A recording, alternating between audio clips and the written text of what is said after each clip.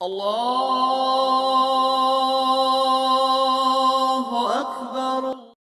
روک نہیں سکتا اور تجھے پتا ہے کہ تجھے اس منزل تک لے جا کر اس نے چھوڑ دینا ہے، تو پھر عقل مندی کیا ہے؟ عقل مندی یہ ہے کہ پھر وہ اس منزل کی تیاری شروع کر دے کہ آگے منزل ہے تو لہذا اپنا سامان سمیٹنا شروع کر دے، اپنا سامان سمیٹنا شروع کر دے۔ جب بندہ سفر میں نکلتا ہے، جب منزل قریب آ جائے، پھر اس کا مزاج یہ رہتا ہے کہ وہ جناب منزل کے آنے سے پہلے وہ سامان کو جناب سمیٹنا شروع کر دیتا ہے۔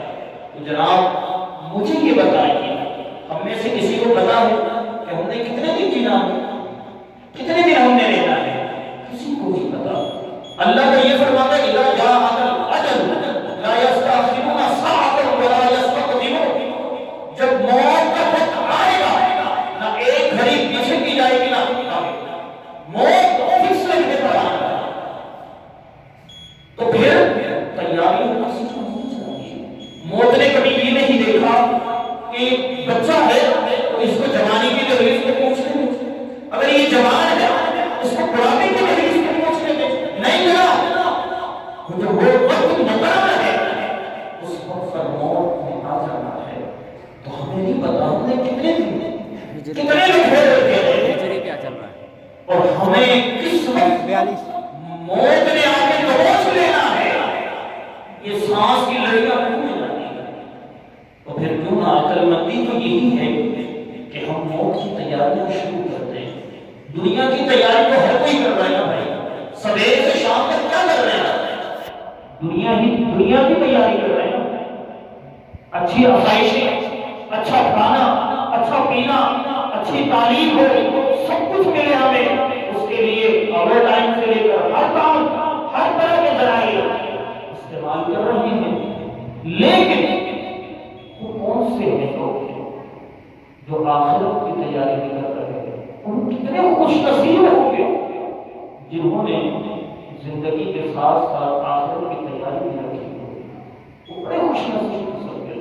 حضور غوث پاک رضی اللہ تعالیٰ عنہ کے پاس جو ہے ایک تاجر آیا، اس نے کہا کہ حضور میں نے زکوٰۃ ادا کر دیا ہے اور میرے پاس یہ کچھ مزید مال ہے، میں چاہتا ہوں بغداد میں جو فقراء اور مساکین ہیں میں ان کو یہ مال تقسیم کروں، لیکن حضور مجھے یہ نہیں پتا چل رہا کہ ان میں مستحق کون ہے اور کون مستحق نہیں ہے، تاکہ یہ مال حقداروں تک، محتاجوں تک پہنچ سکے۔ تو پھر حضور غوث پاک نے بہت خوبصورت بات کی۔ حضور غوث پاک نے فرمایا کہ جا کر تو سب کو دے، جو حقدار ہیں انہیں بھی دے دے، جو حقدار نہیں انہیں بھی دے دے۔ فرمایا تاکہ روز قیامت تو جب اپنے رب کے حضور حاضر ہوگا نا تو اس وقت تجھے تیرا رب وہی عطا کرے گا جس کا تو حقدار نہیں، جس کا تو حقدار ہے وہ تو دے گا، لیکن تجھے وہی عطا کرے گا جس کا تو حقدار نہیں ہے۔ اور قربان جائیں حضرت حسنین کریمین رضی اللہ تعالیٰ عنہ فرماتے ہیں کہ جب کوئی سائل سوال کرے نا تو یہ نہ دیکھا کرو کہ کون مانگ رہا ہے، فرمایا یہ دیکھا کرو کس کے نام پہ مانگ رہا ہے، اور کہا جس کے نام پہ مانگ رہا ہے اس سے جتنی محبت ہوگی، محبت کا تقاضا ہوگا کہ اسے دیے بغیر نہیں رہ سکتے، دیے بغیر نہیں رہ سکتے۔ لیکن ہمارے آج معاشرے کا انداز مزاج بالکل مختلف ہو چکا ہے۔ سب سے پہلے تو یہ پوچھا جاتا ہے کہ بھائی تو مانگتے ہو، تیرے کپڑے پھٹے پرانے ہیں کہ نہیں، تو معذور ہے کہ نہیں، شکل و صورت سے تو جوان دکھتا ہے، جناب مجھے تو لگ رہا ہے تم سے اچھے اعلیٰ گھرانے سے تعلق رکھتا ہے۔ تو ساری انویسٹیگیشن کرنے کے بعد پھر وہ جناب سخت ترین جملے بھی کہتے ہیں، اس کو بے عزت بھی کرنا ہے، اس کے بعد اگر دل چاہے تو دے دیا ورنہ اس کو جناب منع کر دیا جاتا ہے۔ تو سوال یہ ہے کہ یہ حق آپ کو کس نے دیا؟ کسی کے عزت نفس کو مجروح کرنے کا حق کس نے دیا؟ بلکہ ہمارے اسلاف کے مزاج، ہمارے اسلاف فرماتے ہیں کہ جب تو سویرے سے شام تک دھوکہ کھاتا رہتا ہے، بھائی آپ پرچون کے دکان پہ چلے جائیں، آپ کو 10 روپے کی چیز 11 روپے کی، کئی 12 روپے کی ملتی ہے، آپ کو اصلی چیز کی جگہ نقلی چیز ملتی ہے اور رقم بھی پوری وصول کر لی جاتی ہے، پھر بھی تو لیتے ہو رب۔ سویرے سے شام تک آپ ہر شے بہائے زندگی کے اندر دھوکے کے علاوہ کچھ نہیں کھاتے، دھوکے کے علاوہ۔ وہ بھائی کو اس سے بڑھ کر کیا بات ہو سکتی ہے کہ تم دنیا کے لیے دھوکا کھاتے ہو، تم اللہ رسول کے لیے دھوکا کھاتے ہو، تم اللہ والوں کے لیے دھوکا کھاتے ہو، اور تو اس دھوکے کی تو پھر بات ہی الگ ہے۔ اللہ نوازے گا نہیں اس میں، اللہ نہیں عطا کرے گا، اللہ کے خزانے میں کوئی کمی رکھی ہے تمہیں ضرور عطا کرے گا۔